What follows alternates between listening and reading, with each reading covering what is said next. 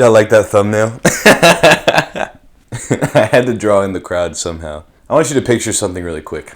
You're scrolling through TikTok, maybe you're procrastinating and doom scrolling, maybe you're laying down before bed, and you're swiping and you're swiping and you're swiping, and you come across a video of a man standing completely in frame, wearing pants that look like they haven't been worn since the person that made them put them on, a shirt that just barely fits him, maybe one of many distressed hats, tattoos galore, and he is saying a combination of words that I don't think have ever been said in the history of humanity. If you can imagine this, and if you've experienced this before, you've probably watched a video on TikTok from Role Model. And if you haven't, I might just be really online. Role Model, the singer, songwriter, former rapper, which I'm sure you didn't know, has been making quite the stir online, especially on TikTok within the last, little while. And not in the way that most people make a stir on TikTok by having a viral song that they're never able to live down, but in a good way. He's just funny. Within the past year, he's released his latest album, Kansas Anymore, gone on tour with Gracie Abrams, made a TikTok account to claim that he was impersonating himself, and released a deluxe version of said album, and is now touring on his own. It's a lot, a lot to say. And because of all of these very recent, very big moves that have skyrocketed his popularity, I feel like there are a large number of his fans that don't really know what was going on with him before 2023. And I'm not saying you guys are all bandwagoning. Don't come for me in the comments. My bad. I'm just making an assumption that there are probably a group of fans that don't really know what happened before 2023 or before that, or see, you get what I mean now. And in my opinion, Role Model has had one of the most interesting career shifts out of a lot of artists. As I said earlier, Role Model has gone from being a rapper to a bedroom pop artist to now making more folk pop music. And it's a very interesting example for artists on how you don't have to limit yourself just to one genre or one thing throughout your entire career. So what are we gonna do? We're gonna talk about it. When I was originally thinking of doing this video, I thought it had already been done before. I was so sure that there was already someone on YouTube who had kind of broken down his past career, but I could not find one. If you have made a video breaking down Role Model's career, I am sorry. Love you. But the only kind of explanations I've seen are on TikTok, and they're short form content, so there's only so much you can go into. So just grab a snack, grab a drink, get your lunch, dinner, breakfast, do whatever you gotta do. Sit down with me, and we'll talk about it. My name's Henry, I love music. This is my YouTube channel where I talk about it, and let's discuss Role Model. Tucker Harrington Pillsbury, born May 15th. May 15th? That's a day before my birthday. I'm sorry. Known professionally as Role Model, is an American singer-songwriter and former rapper. That was from Wikipedia, and I have mentioned in previous videos on this channel that I typically don't like to make videos about people who already have whole Wikipedia pages about them, because it seems kind of redundant at that point, just why don't you just read the article? But I found for two different reasons why that's not the most perfect case. One, reading Role Model's article, it wasn't that great. It felt like it didn't go into as much detail as I would have wanted. And two, I don't want to read all the time. There are times where I just wish someone had made a YouTube video about a topic so I wouldn't have to go research it myself, read it myself, even if it had a Wikipedia article. And that is what led me to make this video today. Now, before Role Model was Role Model, he went by Tucker, and that is when he was a rapper. And I believe this was in 2016. He broke his wrist in a skiing accident while he was a freshman in college, and then again while he was skateboarding, so that's a little unfortunate. And his friends had left a bunch of equipment in his dorm to make music. So what do you do when you're bummed out and you have the ability to make music? You make music. Now, under his stage name Tucker, he released a few mixtapes, changed his stage name to Dillis, I think is how you pronounce it, released an album called Moth, and then went on tour with Lil Debbie. I forgot her name, I had to go look at it for a second. Now, I don't know if I'm just looking in all the wrong places or it's really gone, but I could not find a single one of his rap songs, like under these stage names. I couldn't find a single one. I couldn't find the album. Even on his Spotify, his music only goes back to, I believe, 2018. So, unless he scrubbed it all from the internet, someone help me find it.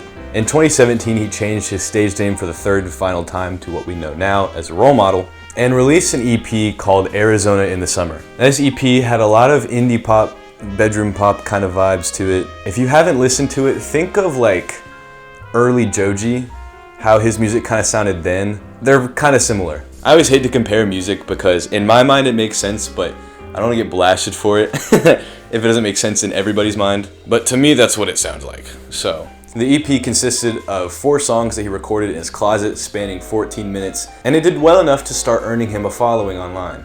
Now, around this time, Role Model had dropped out of college, and as he stated in previous interviews, it was a time in his life where there wasn't really a direction other than his music doing well. Like, there was no backup plan. If his music didn't do well, he didn't know what was gonna happen. And then in late 2017, he discovered that Mac Miller's manager had posted one of his songs from the EP to his story on Instagram. Role Model said that he reached out to Mac's manager, thanking him for listening to the music. Mac's manager said that Mac really enjoyed the project, and Mac ended up flying Role Model out to LA to work together. While I don't believe any of the music that they made together had been released, like I said, I may have just been looking in the wrong places, I couldn't find any of it. Mac was able to serve as a mentor for Role Model, and this kind of kickstarted the mainstream career that Role Model has seen today. He got signed to Interscope Records, he kept releasing music, he was featured on an EP by Julia Michaels. He kept releasing music, leaning more into this pop style of music that he had become accustomed to. All throughout 2018, 19, and 20, he kept pushing. Okay, and this is not something that is like, I think 100% confirmed, but I think he also modeled for the brand Holiday at some point in this like 2020 area. I'm not sure. If you don't know, Holiday is the clothing brand founded by Nick Holiday, who was super involved with Brockhampton. And my friend Kaylin, who's a big fan of Holiday, told me that he modeled for Holiday back in the day. And I couldn't find like any images of him modeling for Holiday online, like at all. I couldn't find anything. But what I could find was him wearing a Holiday hat in an Instagram live that he was on at some point. So it's very possible it did happen. I just, I couldn't find it. Starting to realize now that a lot of my sources are just like, trust me bro, this definitely happened. Oh god, I love being a music YouTuber. Now all these past experiences I've talked about, and yes, even the rapping part, started to culminate in around 2021 when he started rolling out his debut album, all building up to the initial reveal of the tracklist for his debut album, RX. I'm sure with all the images I've been showing, and even the album cover for RX, you're probably like, wow, this really was a genre shift. Yeah, Role Model was not always a cowboy that would call you a hoe on TikTok. And then after releasing the final single, Never Gonna Let You Go, he released the album. RX dropped on April 8th, which is my dog's birthday. I'm starting to realize that a lot of Role Model's events are like mysteriously lining up with the birthdays in my family. It's great to know that we're just like subconsciously intertwined or something like that. What's that glaze? That's a lot of glaze. Never Let You Go is 11 songs long. Like I said, it released on April 8th. And while it still is a pop album, it starts to explore a lot of the experimental side of that, combining elements of the dormant rapper that was still inside of him, and the use of more fleshed out and produced instruments on some of the songs. I think RX was showing people that everything that's happened to him in the past, everyone that's taught him stuff throughout this career, everything meant something to him, and it all culminated, I'm using that word a lot, but it applies in this situation, into this album. He's also flexing those songwriting muscles that he has shown that he has throughout his entire career. He's always been a great songwriter. And I think it just cemented Role Model as an artist who wasn't going anywhere. He still very obviously had a lot of talent left in him. And I think this album cemented Role Model as someone who wanted to do this for the long run, showing all of his versatility as an artist, kind of in one project. Okay, now before we move on, you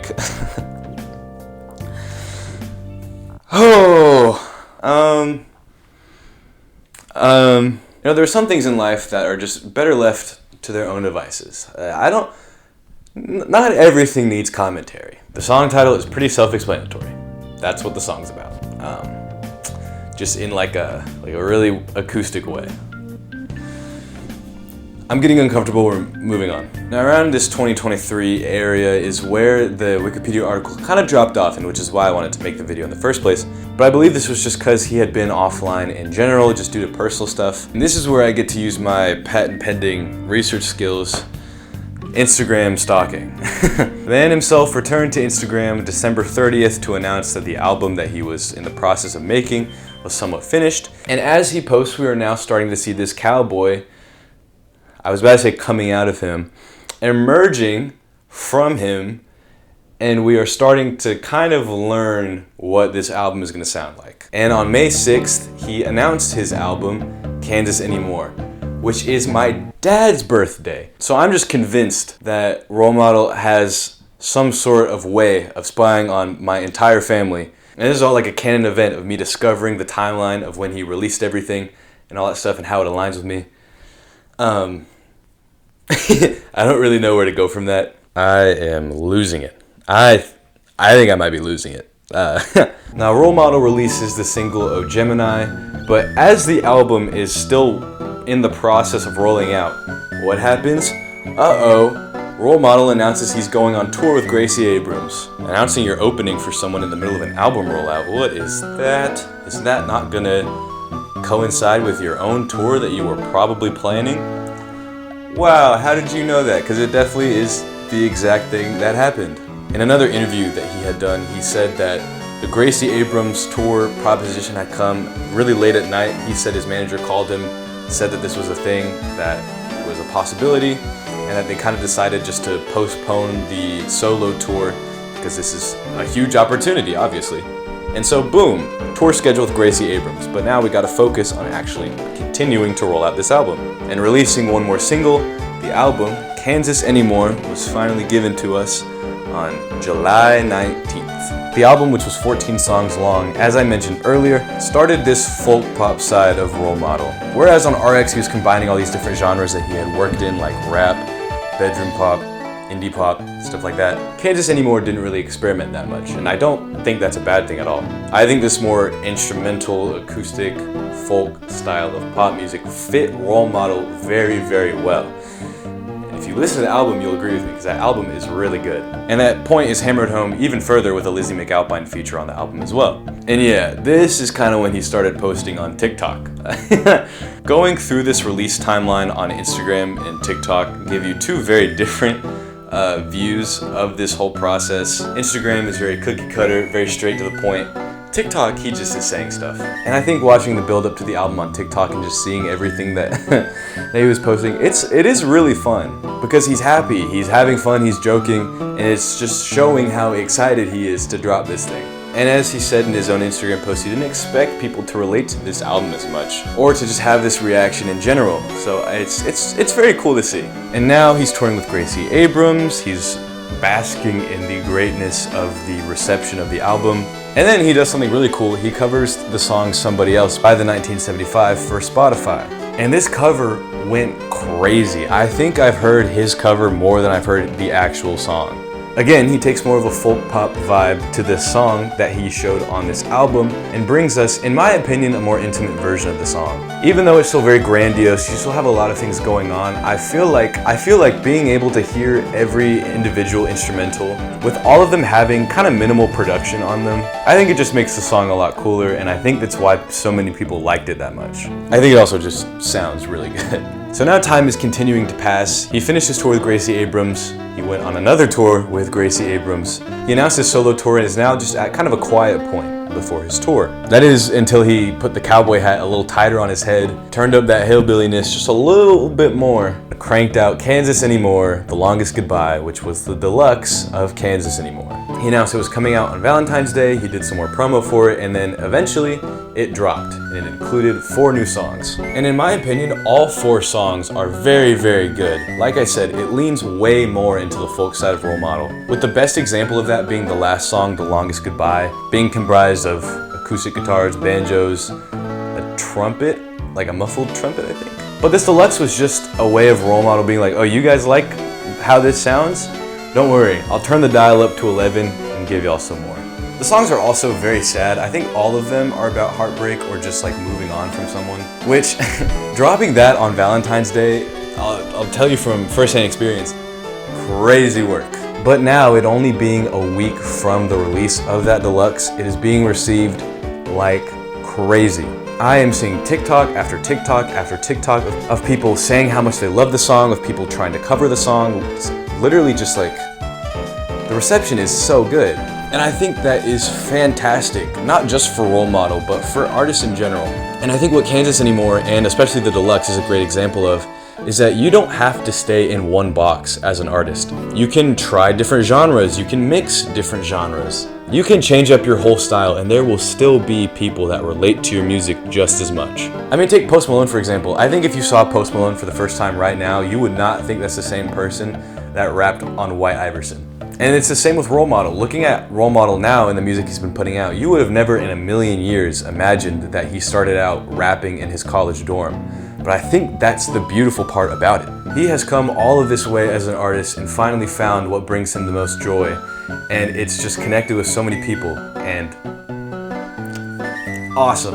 I'm super excited to see how much more of this he can do, or even if he experiments even more. And that brings us to the present day, and the third and final reason why I made this video. From this point on, I am speaking directly to Role Model. So, here we go. Hello, Role Model. How's it going? If you will,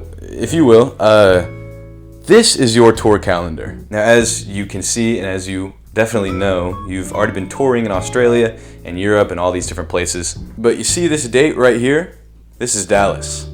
This is my city. And you're gonna be here in a little less than a week. Which brings me to my proposition. If you don't know, I do artist interviews. I have 2 up on my page right now. I have a few more scheduled throughout this year.